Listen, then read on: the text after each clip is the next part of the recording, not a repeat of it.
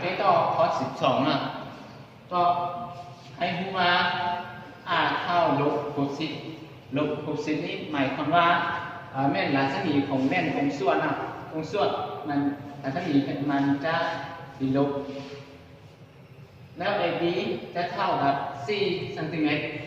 ก็คือขนาดของวัตถุและระยะห่างของวัตถุแม่น40 ซนติเมตรแล้วสอบหาระยะสูงและสอบหาระยะห่างของผู้และสอบหาขนาดของผู้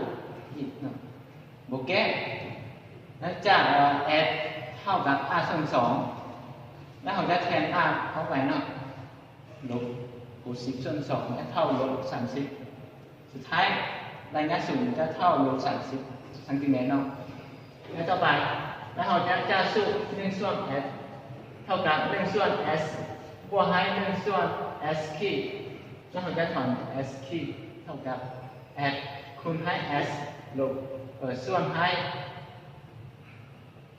s ขีดเท่ากับ s คูณให้ s ส่วนให้ s ลบให้ f จาก1 ส่วน f เท่ากับ1 ส่วน s บวกให้1 ส่วน s ขีดแล้วเราจะถอน s ขีดแล้วเราจะแทนค่าเข้าไปแล้วแทนค่าเข้าไปสุดท้าย s ขีดเท่ากับลบ120ส่วน7หรือว่าเราจะหารออกแล้วจะได้ s ขีดเท่ากับลบให้17.14 ซนติเมตรแล้วเกตต่อไปเนาะจาก s เกตต่อไปจาก a ขีด b ขีดส่วนให้ ab เท่ากับ s ขีดส่วน s แล้วเราจะถอนขนาดของผู้เนาะก็คือ a ขีด b ขีดแล้วเราจะแทนค่าเข้าไปนะ ab เท่า c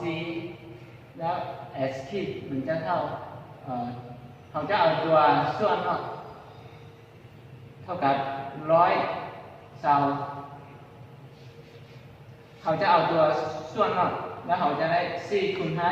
ลบ100 เซลส่วน7ส่วนให้40แล้วเขาจะหอม4และหอม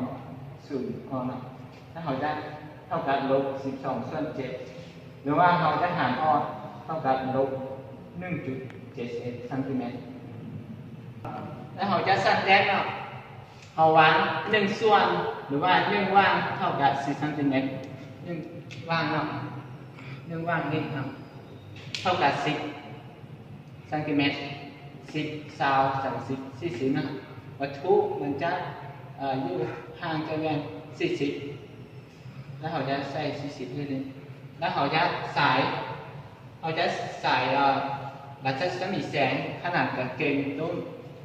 แล้วมาเข้าแว่นแล้วมันจะสะท้อนมาฟ้านี้แต่ว่าส่วนแก้เงาของมันจะมาผ่านจุด F หรือว่าจุดศูนย์นะกรณีที่2นะเราจะใส่เส้นรัศมีไปผ่านจุด C ซึ่งว่ามาเข้าแว่นแล้วมันจะสะท้อนกลับแต่ว่าส่วนแก้เงาของมันจะไปผ่านจุด C แล้วมันจะมาตัดการส่งเส้นรัศมีด้านเก้าจะมาตัดกันที่จุดนี้เราจะเกิดรูปAB A ขีดนะเกิดรูปอยู่หลังแว่นนี้สำหรับข้อนี้นะก็ได้สิ้นสุดเพียงเท่านี้นะขอเข้าใจ